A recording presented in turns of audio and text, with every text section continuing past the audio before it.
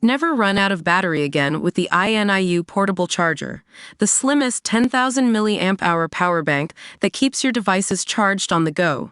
Stay powered up wherever you go. Click the link in the video description to shop now on Amazon. Welcome to Katy's Kingdom.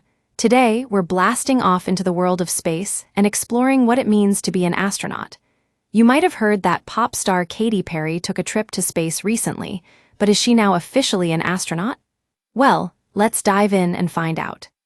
So, how do you become an astronaut?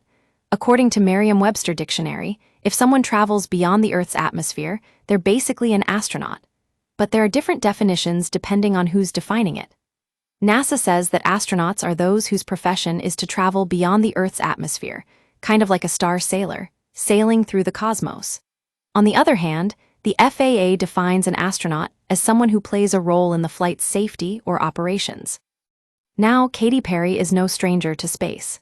She's been fascinated with astrophysics and extraterrestrial life for years, even studying Isaac Newton's laws of motion. But while she has that passion, she doesn't have any formal training as a space worker. So, when she went on a space tour recently, did she qualify as an astronaut? Not quite. She was just a space tourist, the first pop singer to sing from space. Now, you might be wondering what makes someone a space tourist versus an astronaut. Well, it's not just about having the passion for space. There are some strict guidelines.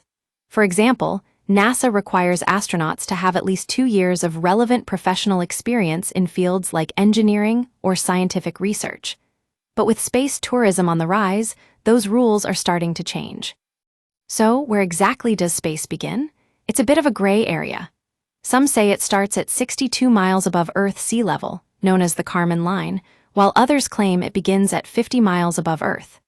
Even NASA doesn't have an exact answer, but they do agree that the Blue Origin flight that took Katy Perry to space was well above that mark, over 65 miles. That's where things get really interesting. With more people flying to space every day, the definition of an astronaut is becoming less clear-cut. And that brings us to a question. Should someone like Katy Perry be called an astronaut just because they went to space? Maybe not in the classical sense, but it's definitely worth reevaluating what makes a person an astronaut. At the end of the day, being an astronaut is about more than just having a cool job. It's about exploring the unknown and pushing the boundaries of human knowledge. And if Katy Perry wants to call herself an astronaut, who are we to argue?